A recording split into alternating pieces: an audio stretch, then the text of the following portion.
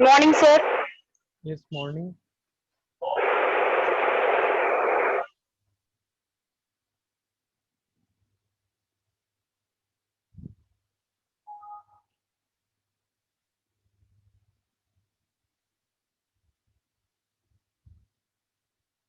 Okay. So am I audible? Hello. Yes, sir. Okay. Yes, sir. Okay.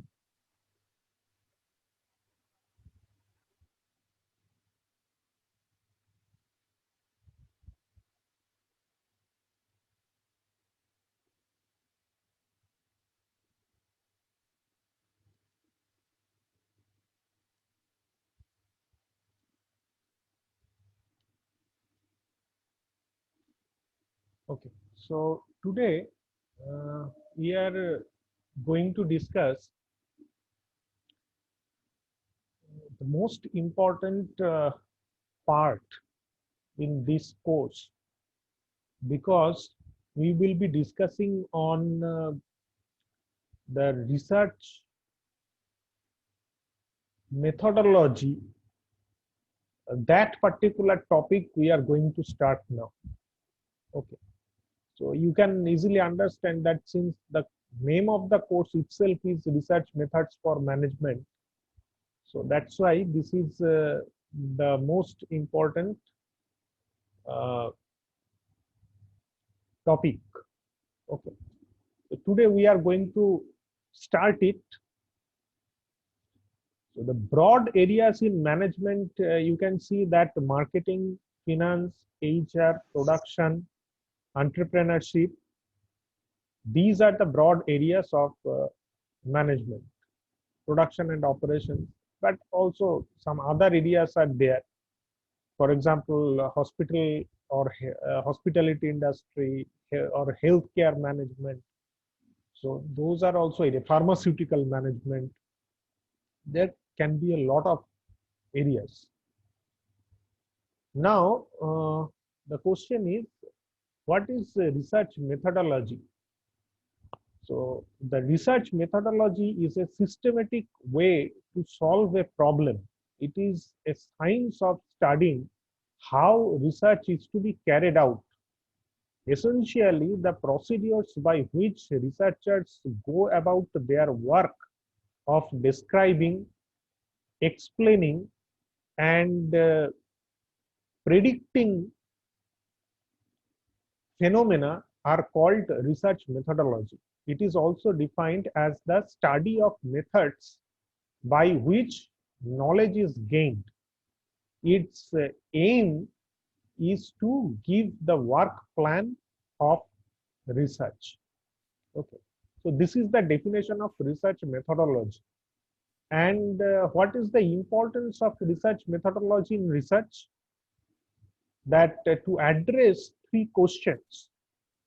These three questions are: which is a suitable method for the chosen problem? What is the order of accuracy of the result of a method? Then what is the efficiency of the method? So these are the different questions that are addressed in research methodology. Okay, these are the questions that are actually asked or addressed. Uh, and clearly there are three different types of management research according to nature, purpose, and context. However, it is useful to describe in broad terms the overall management research process which can now be introduced. So stages in the research sequences are identification of broad area of research, then selection of specific research topic, decisions regarding research approach, formulation of research plan, information collection, data analysis, presentation of findings. These are the stages. Now we can see that types of data and measurement scales. There are 4 data measurement scales: nominal, ordinal, interval, and ratio. Nominal scales are used for labeling variables without any quantitative value. Nominal scales could simply be called labels. Okay. Nominal scales could be dichotomous or even not non-dichotomous. For example, suppose what is your gender, male or female, what is your hair color, where do you live. Okay, so these are like so nominal scales where you will have several options, you need to choose some options. Okay, then there is ordinal scale. Ordinal scale is nothing but suppose in ordinal scale the significance of the importance that is actually described. For example, how do you feel today? Very unhappy, unhappy, okay, happy, very happy. Okay, how satisfied are you with our service? Very unsatisfied, somewhat unsatisfied, neutral, somewhat satisfied, very satisfied. So in this way, the degree is actually measured. Okay, but we don't know and cannot quantify how much better it is. For example, is the difference between okay and unhappy the same as the difference between very happy and happy? We cannot say. Okay, so the differences, or whether the differences are equal or not, that we cannot measure in this way. Okay, ordinal scales are typically measures of non-numeric concepts like satisfaction, happiness, discomfort, etc. Okay, usually, but not limited to. Sometimes also that you can very easily measure. Those things are also uh, sometimes taken or considered using the ordinal scales. Then the interval scales and the ratio scales. Okay, so in case of interval scales are numeric scales in which we know both the order and the exact differences between the values. Okay, the classic example of an interval scale is Celsius temperature, because the difference between each value is the same. For example, the difference between 60 and 50 degree is a measurable 10 degrees, as is the difference between 80 and 70 degree. But ratio scale, okay, the ratio scales, the division is defined, and but in the ratio scale they have a true zero value, which is not in the case of interval scale. In suppose in case of on the Celsius scale, a difference of 1 degree is a measurable, it is a meaningful quantity. But you cannot say that 100 degrees Celsius is twice as hot as 50 degrees Celsius. Okay, because the 0 point is arbitrary, because 0 degrees Celsius does not mean, it does in Celsius scale, it doesn't mean the absolute zero. That's why you cannot say 100 degrees twice of the 50 degree. Okay, but in Kelvin scale you can say that 100 Kelvin is twice as hot as 50 kelvins. Why? Because 0 Kelvin represents the absolute value. That means 0 Kelvin means it's actually, it is zero. There is absolutely uh, no molecular motion actually. Molecular, because the temperature is nothing but we know that it is the effect of the molecular motion. If you can stop the molecular motion, then you can lead to the absolute zero temperature. Okay. So, but though we have discussed these things like In this case, we have classified the measurement scales as per nominal, ordinal, interval, and ratio. But I personally, I will say that whenever you consider the data, you must keep, just you should keep in your mind that there are two different types of data. One is ordinal data and another is cardinal data. That's it. Okay, that is required for your research purpose. Why? Why is this is important to know? Earlier class I have discussed it, that in case of cardinal data, you have no problem if you deal with cardinal data. Suppose the exact value or the exact quantity that you can deal with. Suppose, for example, what is the raw material consumption, what is the water consumption, how much greenhouse gas emission is there. So the exact data you can collect. So that is known as the cardinal data. Okay. But in case of ordinal data, in most of the cases we use ordinal data. But in case of ordinal data, the justification is required. Okay, because in ordinal data, if you suppose use 1, 2, 3, 4, 5 this kind of Likert scale, if you use, then you need to justify that what is the basis of the measurement process, or that this kind of consideration of those degrees. How can you say that it is 3, or how can you say that it is 4, or how the experts will mark that this is 1, this is 2, this is 3. Okay, because you need to prepare as per the research framework.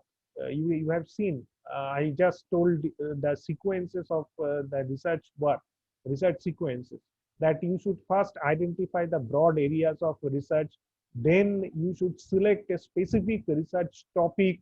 Okay, and after that you formulate your research framework.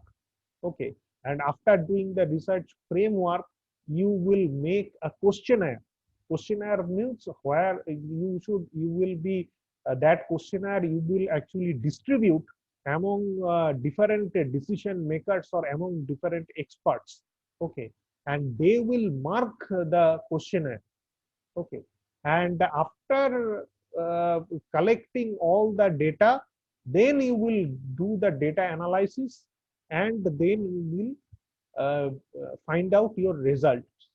Okay, so that's why that questionnaire making, it is important, how to deal with questionnaire.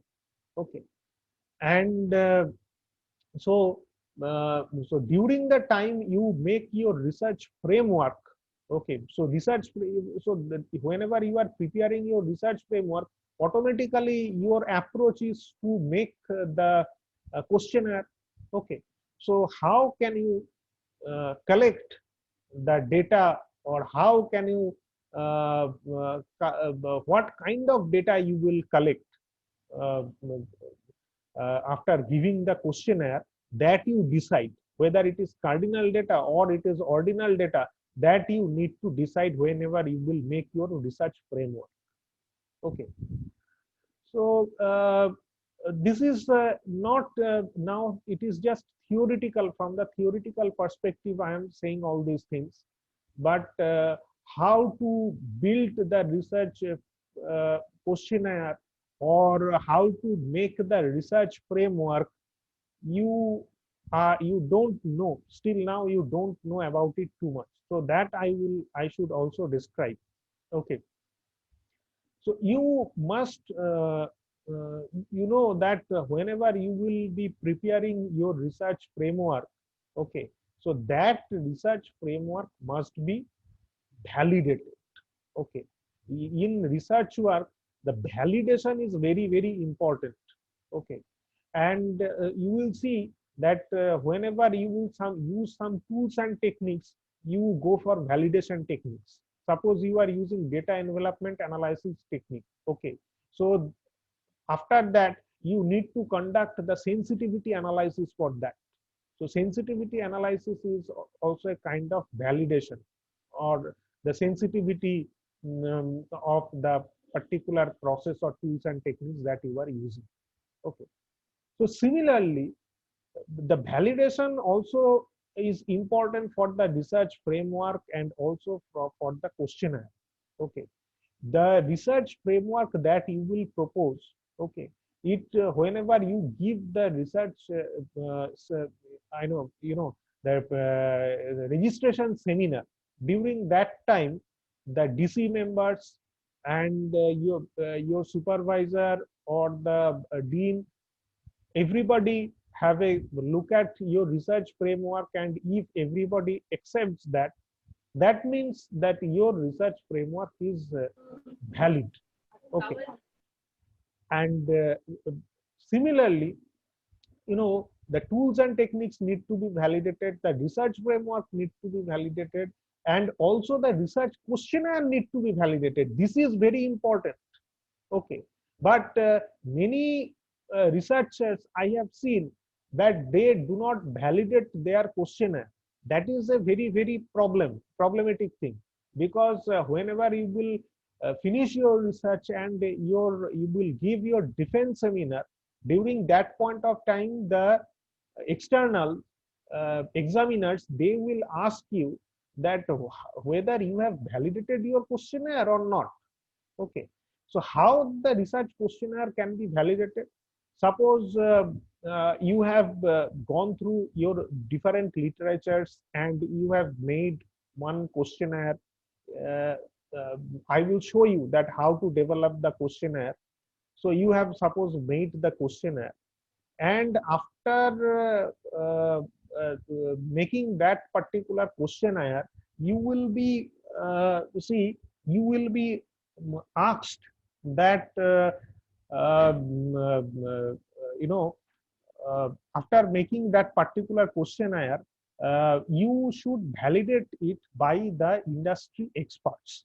Okay, for example, and it should be validated not only the industry experts, you can also validate it from the academicians, but uh, uh, you know, you should keep in mind that that should be validated by the concerned person. Okay, suppose I am doing my research work in the area of environmentally conscious manufacturing.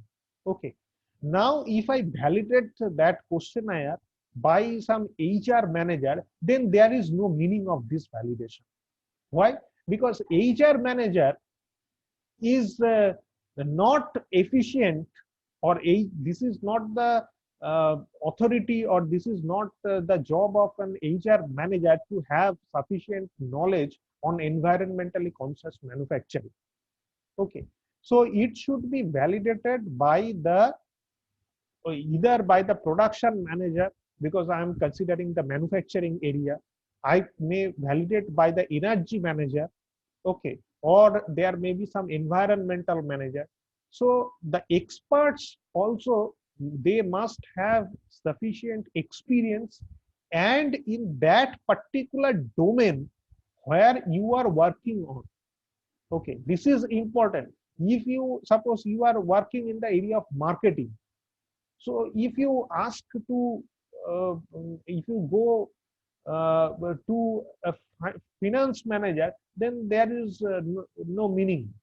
Okay, or if you are doing your research work in the area of HR and you are validating it, or you are going to some marketing manager, then there is no meaning of this. So typically what happens, typically workshop is organized. Okay, workshop, it's not like the workshop that you know, that 7 days workshop, 5 days workshop, not like that. It's just a seminar type of thing. Okay, so suppose I am working on the environmentally conscious manufacturing, so I can invite different environmental experts or the production managers from different industry. Okay, and I can make such 1 day workshop on environmentally conscious manufacturing. Okay, I can present my research questionnaire, and I can ask them that what do you think about this questionnaire, or how can I improve the questionnaire. Okay, so they will give you a lot of suggestions. Okay, you cannot take all the suggestions, that is also true, because in most of the cases you will find that some they are not they have no idea regarding the research work. Okay, this also happens particularly for the manufacturing industries. Okay, so a lot of suggestions they will propose. So whatever suggestions they will give you, so you just note down all those things. Okay, and if they want to edit your questionnaire, so let them do that. Okay, so after taking all those views from the experts, then you modify your questionnaire, and after the modification, then you send your questionnaire. Okay, so these things are important. You whenever you are conducting your research work, at least I would suggest that at least you make you this kind of one seminar or one workshop you conduct. Okay, this is important. This is number one. This is my suggestion. I don't know. Obviously, your supervisor, whatever they will feel, they will decide. But this is actually important, particularly who are doing in the area of research work in the area of manufacturing. For them, it is very essential. For other marketing or HR people, there also it is essential. So this is number one. This is important. And the second thing that is also important, uh, that is industrial visit. Okay, industrial visit. This is also important because typically these two questions are asked by the uh, examiners. Okay, the one thing is asked that you are working on this particular industry. So have you visited this industry? Now if you say that I have not visited the industry, I have just from LinkedIn I have made contacts and I have taken some feedbacks, so that is not very much acceptable. Okay, you must have some practical idea or practical knowledge. Whenever I have done my research work, I visited lot of industries. Okay, I visited KE Technical Textiles Private Limited. I visited the leather manufacturing industries. I visited Tata Metaliks. I visited gearbox, automobile gearbox company. So a lot of industries I came across during that time and also before that time also as well. So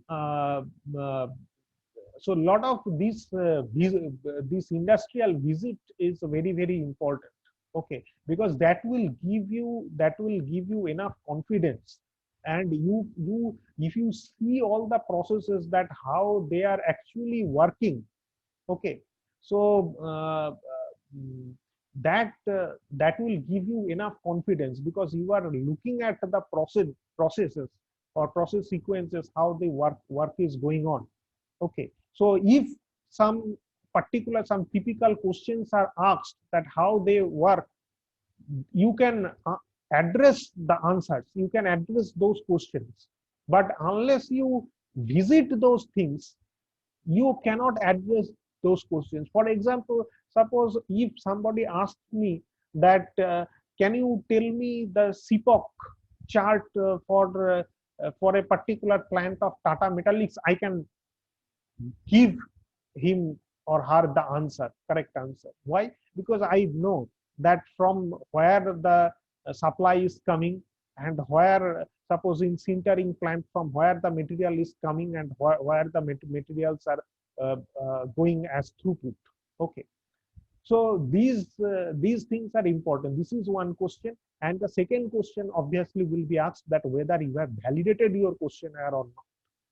Okay, by the industrial experts and of course in your particular domain where you are working on. Okay, so these things you must know, and apart from that this idea actually will become clear when you will go through a particular PhD thesis. Okay, so that's why today you can see, you can check your WhatsApp. I have shown you I have given you three different theses. Okay, you can go through those theses because that will actually give you enough confidence that how to actually how to make how the thesis. Okay, so I will show you a little bit. Okay, just give me some time. I am going to show you that how these things are done. Mm,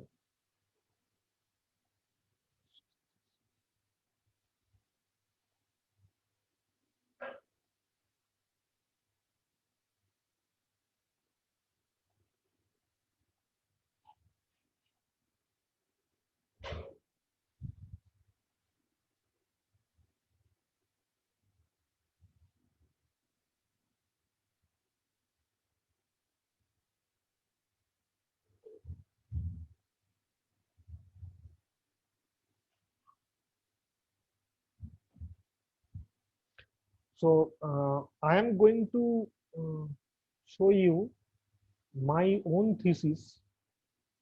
Okay, I am going to show you my own thesis.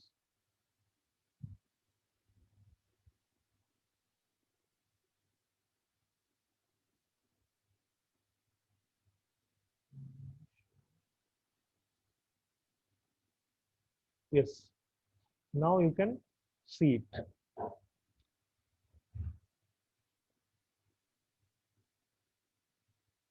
Okay, you can see that the title is given. So I was discussing about the research methodology. Okay, so the research methodology, uh, I will show you.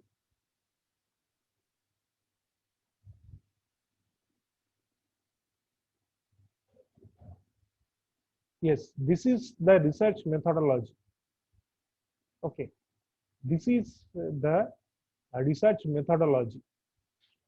Okay, so my thesis was actually very uh, precise in nature. It was very, very lengthy. And I used three different uh, papers I published based on my thesis. So you can also, if you split my thesis, then honestly speaking, you can make three theses out of it. Okay, because uh, one of my I in my thesis you will find that there are first there will be obviously introduction section, after that there will be literature section, and the last chapter will be obviously on the conclusion, but in between there will be three different chapters. So based on those three chapters you can make three different theses.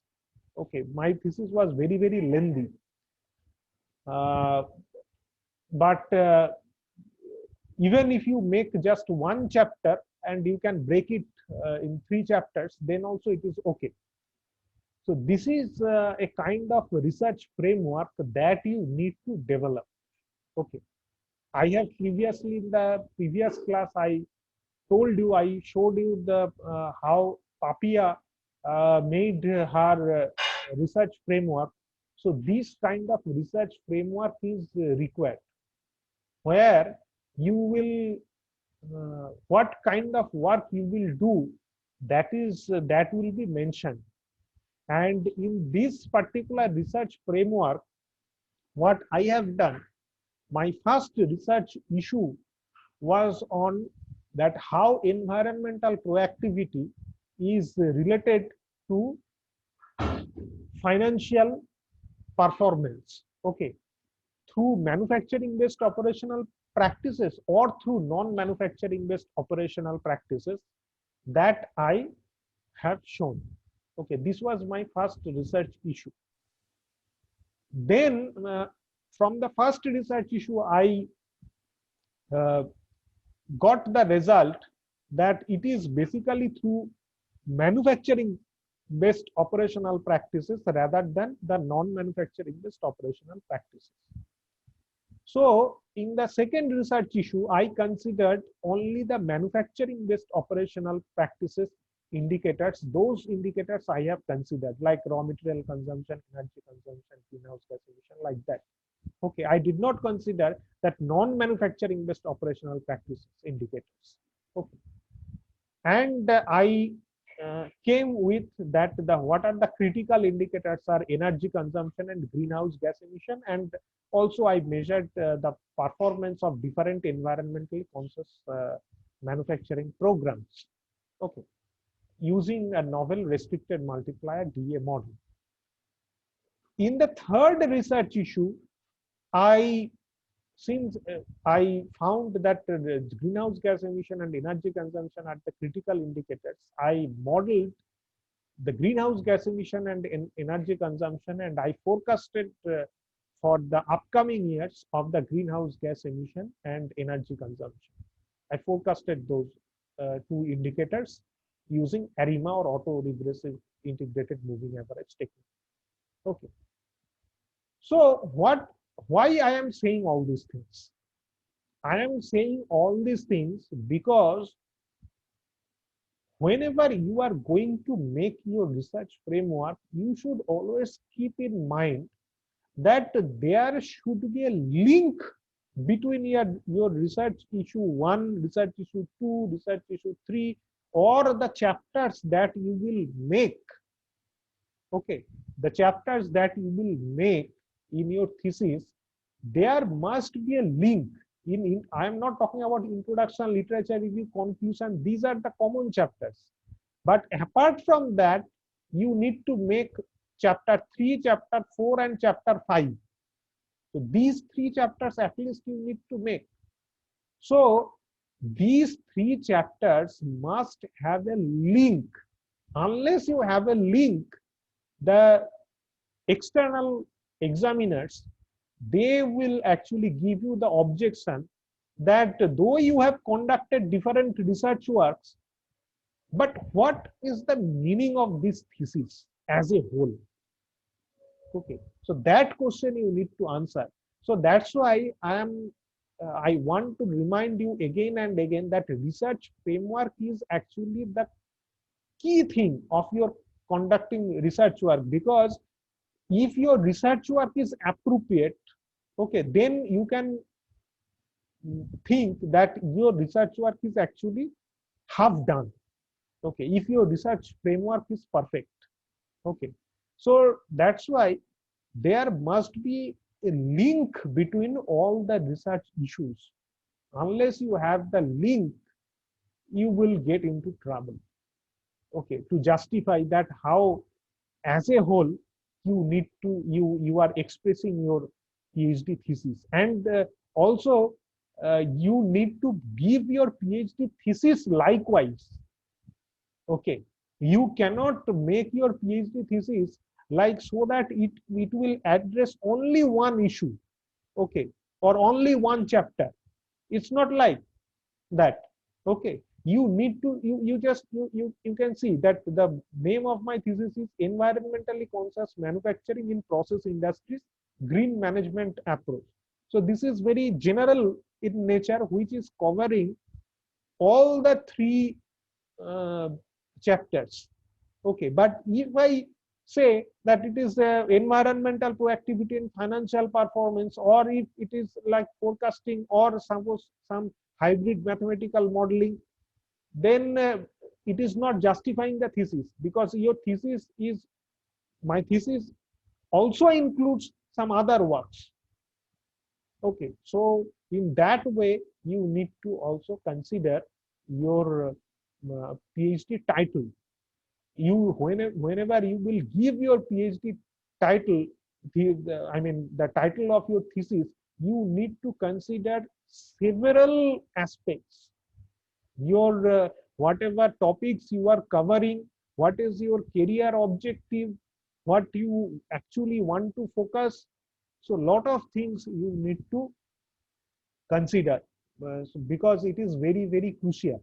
And it is also not necessarily that whatever the proposed thesis title that you will give in the registration seminar, exactly the same thing uh, you will also present in the defense seminar or in the PhD title. That is not mandatory. Okay, that's not mandatory. You can edit it. There is no problem. Okay. So now another thing I would like to tell you, if you just have a look at my chapters, you can see that there is the introduction chapter is there, literature review is there, and uh, research methodology is there. Okay. Then the main issues, okay, chapter 4, chapter 5, chapter 6 main, and chapter 7 is summary and conclusion is there. Okay, but in all these cases, this is a very, this is at a stretch, it is written in introduction, literature review, research methodology, then all these things, then conclusions, at a stretch is written. And as well as, if you see that these particular, if you go through one particular chapter, there also you will see that introduction is there, theoretical background is there, study methodology and data collection is there, result and discussion is there, and conclusion is there. Okay, so these chapters, these main chapters, you can simply, you can copy and paste from your uh, paper, published paper. You can copy and paste it, and then you will have to edit it definitely. Okay, unless you edit it, you cannot make a good structure of the thesis. Okay, that is important. And also you should you should have some appendices. You should give some appendix later, and the questionnaire that you have given to the industrial experts, that you should also present. And also you can present the raw data that you have collected. Okay, that can also be done. Okay, I am just showing you how I have done it. Okay, you can see that this is appendix 1. Okay, appendix 1, it is remaining meeting time is 1 minute is left. Okay, so after that we can rejoin again. So here you can see that the part of questionnaire, it is given. Okay, the name is environmentally conscious manufacturing programs in industries, green management approach, a questionnaire based survey to measure relationship between environmental proactivity and financial performance.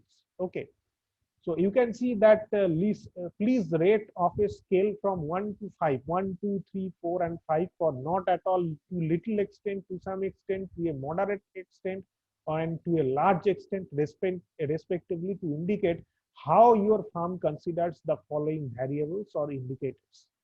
Okay, so just have a look at this questionnaire. The environmentally conscious manufacturing indicators, list of constants, environmental proactivity. The EP1, it means environmental proactivity 1, environmental proactivity 2, top management support or commitment and manpower involvement, including environmental training. So all these indicators have been presented, and they are actually marked. Okay, so in this way you can make your questionnaire, or also you can make your questionnaire like uh, giving some questions. Okay, giving some questions also, you can make your questionnaire. I will also show that. Okay, how to make the question based questionnaire, so that I will also show you. Now have a look at this thing, that these are the responses of the questionnaires. The responses that